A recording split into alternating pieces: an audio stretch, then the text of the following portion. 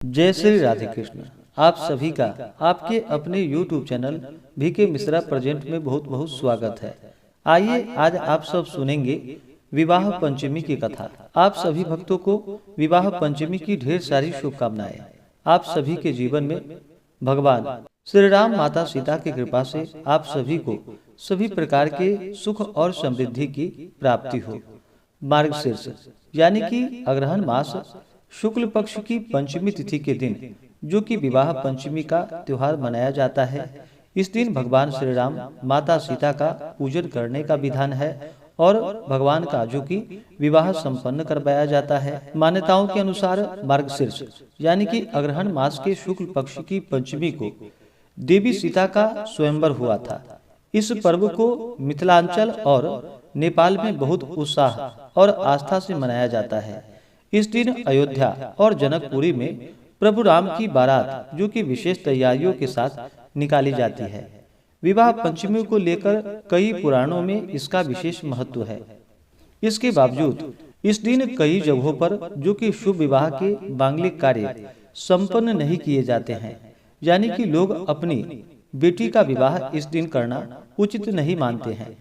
धार्मिक दृष्टि से इस दिन का अधिक महत्व होने के बाद भी मिथिलांचल और नेपाल में इस दिन खास करके विवाह आयोजन नहीं किए जाते हैं। इस दिन त्योहार तो मनाया जाता है, लेकिन माता सीता के दुखद वैवाहिक जीवन को देखते हुए इस दिन विवाह निषेध होता है। शास्त्रों की माने तो भौगोलिक रूप से सीता मिथिला की बेटी कहलाई जाती हैं, इसलिए भी मिथिलावासी माता सीता के दुख और कष्टों को लेकर अतिरिक्त रूप से संवेदनशील हैं। 14 वर्ष वनवास के बाद भी गर्भवती सीता का श्री राम ने परित्याग कर दिया था। इस तरह राजकुमारी सीता को महारानी सीता का सुख प्राप्त नहीं हुआ। माता सीता का आगे का सारा जीवन अपने जुड़वा बच्चों लव और कुश के साथ वन में ही बीता। इसलिए विवाह पंचमी के दिन लोग अपनी बेटियों का विवाह नहीं करते हैं। उनके मन में आशंका होती है कि यह माता जानकी की तरह ही उनकी बेटी का वैवाहिक जीवन दुखमय ना हो जाए। सिर्फ इतना ही नहीं, विवाह पंचमी पर की जाने वाली राम कथा का अंत जो कि राम और सीता के विवाह पर ही हो जाता है, क्योंकि दोनों के जीवन के आगे की कथा जो कि दुखों और कष्टों से भरी है और इस शुभ दिन सुखांत करके ही कथा का समापन कर दिया जाता है। पौराणिक शास्त्रों के अनुसार भगवान राम और देवी सीता भगवान विष्णु और देवी लक्ष्मी के ही अवतार हैं। दोनों ने समाज में आदर्श और मर्यादा जीवन की मिसाल कायम करने के लिए मानव अवतार लिया। अग्रहण मास के शुक्ल पक्ष की पंचमी तिथि को राम सीता का विवाह मिथिलांचल में संपन्न हुआ था। तो आइए सुनते हैं श्री राम सीता विवाह की कथा। पुराणों में वर्णन है कि राम सीता श्री विष्णु और लक्ष्मी के अवतार हैं। राजा दशरथ के घर जन्मे हुए राम और राजा जनक की पुत्री माता सीता जी का जन्म धरती से हुआ। जब जनक हल चला रहे थे तब उन्हें एक नन्ही सी बच्ची मिली। इसे ही नाम दिया गया सीता। यह जनक नंदिनी कहलाई। मान्यता है कि एक बार बचपन में ही माता सीता ने मंदिर में रखे हुए धनुष को बड़ी सहजता के साथ उठा लिया। उस धनुष को तब तक परशुराम के अतिरिक्त और किसी ने उठाया नहीं था। तब राजा जनक ने यह निर्णय लिया कि जो कोई शिव का यह धनुष उठा पाएगा उसी से सीता का विवाह किया जाएगा। इसके बाद माता सीता के स्वयंवर का दिन निश्चित किया गया और सभी जगहों पर संदेश भेजा गया। उस समय भगवान राम और लक्ष्मण महर्षि वशिष्ठ के साथ दर्शक के रूप में उस स्वयंवर में पहुंचे थे। कई राजाओं ने प्रयास किए, लेकिन कोई भी धनुष उठाने में सफल नहीं हो पाया। धनुष उठाने की बात तो दूर, अपनी जगह से उसे कोई हिला भी नहीं पाया। उस पर प्रत्यंचा चढ़ाना तो दूर की बात थी। हताश होकर राजा जनक ने करुण शब्दों में अपनी पीड़ा महर्षि वशिष्ठ के सामने व्यक्त की और कहा कि कोई भी मेरी पुत्री के योग्य नहीं है। तब महर्षि वशिष्ठ ने श्री राम को इस स्वयंवर में भाग लेने का आदेश दिया। अपने गुरु की आज्ञा पाकर जैसे ही धनुष उठाया और प्रत्यंचा चढ़ाने लगे कि धनुष टूट गया। इस तरह उन्होंने स्वयंवर की शर्तें को पूरा कर दिया और सीता से विवाह के लिए योग्य पाए गए। भारतीय जनमानस में श्री राम और सीता प्रेम समर्पण और आदर्श के परिचायक पति पत्नी हैं। इसलिए भी हमारे समाज में श्री राम और सीता को आदर्श पति पत्नी के रूप में स्वीकार और पूजन किया जाता है, क्योंकि इतिहास पुराण में श्री राम जैसा कोई पुत्र, भाई, योद्धा और राजा नहीं हुआ, उसी तरह इतिहास में माता सीता की तरह कोई पुत्री, पत्नी, माँ या बहू नहीं हो पाई। विवाह पंचमी के दिन पूरे विधि विधान के साथ, जो कि भगवान श्री राम और माता सीता का पूजन करना चाहिए, इससे अनंत फलों की प्राप्ति होती है। इस बार विवाह पंचमी का त्योहार, जो कि 17 दिसंबर 2023 दिन रविवार को विवाह पंचमी का त्योहार मनाया जा रहा है।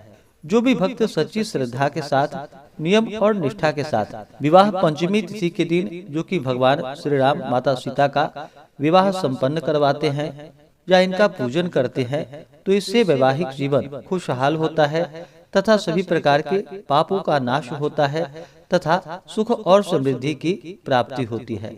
विवाह पंचमी तिथि के दिन, इस दिन जो कि बालकांड में भगवान राम और सीता जी के विवाह प्रसंग का पाठ करना, जो कि बड़ा ही शुभ माना जाता है। इस दिन संपूर्ण रामचरितमानस आदि का भी पाठ करना चाहिए या श्रवण करना चाहिए। इससे अनंत फलों की प्राप्ति होती है। साथ ही परिवार में सदैव सामंजस्य और खुशी का माहौल बना रहता है। इसके अलावा इस दिन रात्रि में भगवान राम और सीता के भजन का भी आयोजन करना चाहिए और भजन कीर्तन करते हुए जागरण आदि का कार्य करना चाहिए, तो यह अनंत फलदायी माना गया है। तो आइए जानते हैं विवाह पंचमी तिथि के शुभ मुहूर्त के बारे में। पंचमी तिथि प्रारंभ समय 16 दिसंबर 2023 दिन शनिवार रात्रि 8:02 और पंचमी तिथि की समाप्ति होगी 17 दिसंबर 2023 दिन रविवार शाम 5:34 पे। तो हमें सूर्योदय व्यापनी के अनुसार जो समय प्राप्त हो रहा है, वह समय 17 दिसंबर 2023 दिन रविवार को प्राप्त हो रहा है। तो इस दिन विवाह पंचमी का त्योहार मनाया जाएगा। 17 दिसंबर रविवार को सभी विवाह पंचमी का त्योहार मनाएं और इस दिन भगवान श्री राम माता सीता का पूरे विधि विधान के साथ पूजन करें, तो बड़ा ही पुण्य फलदायी होगा। 17 दिसंबर को सूर्योदय का जो समय है, वह समय सुबह 6:36 और सूर्यास्त शाम 5:11। राहु काल का जो समय होगा, वह समय दोपहर 3:51 से शाम 5:11 तक राहु काल का समय होगा। राहु काल समय के दौरान कोई भी शुभ कार्य या नया कार्य नहीं करना चाहिए, यह लाभकारी नहीं होता है, इस बात का ध्यान रखें। नक्षत्र की बात करें तो धनिष्ठा नक्षत्र रात्रि 2:54 तक होगा। योग जो कि हर्षण योग रात्रि 12:36 तक। इस दिन रवि योग भी बन रहा है, जो कि अगले दिन सुबह 6:40 तक रवि योग होगा। ब्रह्म मुहूर्त का जो समय है, वह समय सुबह 5:17 से सुबह 6:12 तक होगा। विजय मुहूर्त का समय दोपहर 2:03 से दोपहर 2:47 तक होगा। गोधूली मुहूर्त का समय शाम 5:24 से शाम 5:51 तक होगा। विवाह पंचमी तिथि के दिन, जो कि पूरे विधि विधान के साथ भगवान राम माता सीता का पूजन करना चाहिए, इससे अनंत फलों की प्राप्ति होती है। विवाह पंचमी तिथि के दिन, इस दिन सुबह ब्रह्म मुहूर्त में उठ करके नित्य क्रियाओं से निवृत्त होकर के गंगा नदी में या घर के नहाने के पानी में ही थोड़ा सा गंगा जल मिला करके स्नान करना चाहिए। शुद्ध वस्त्र धारण करना चाहिए और जो राम विवाह संपन्न करवाते हो, उन्हें व्रत का संकल्प लेना चाहिए और सुबह शाम के वक्त पूरे विधि विधान के साथ पूजन करना चाहिए। इस दिन भगवान श्री राम माता सीता का विवाह संपन्न करवाना चाहिए।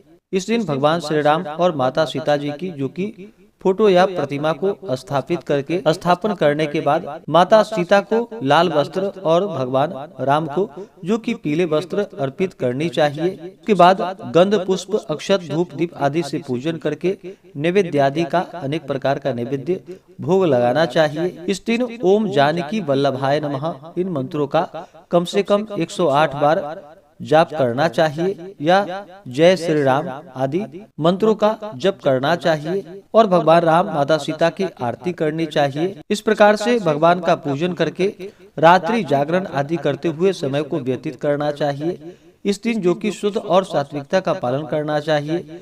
तामसिक वस्तुओं का, नशीले पदार्थों का सेवन बिल्कुल भी नहीं करना चाहिए। व्रत धारण करने वाले को किसी के ऊपर क्रोध नहीं करनी चाहिए या अपने मन में किसी के प्रति ईर्ष्या या द्वेष का भाव नहीं लाना चाहिए। ब्रह्मचर्य का पालन करना चाहिए और पूरे विधि विधान के साथ भगवान राम माता सीता का पूजन करना चाहिए। इससे पुण्य फलों की प्राप्ति होती है।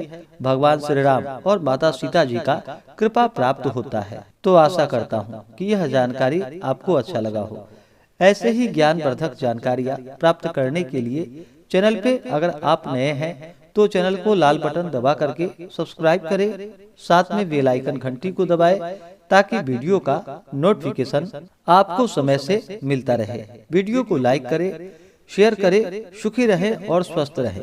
जय श्री राधे कृष्ण। धन्यवाद।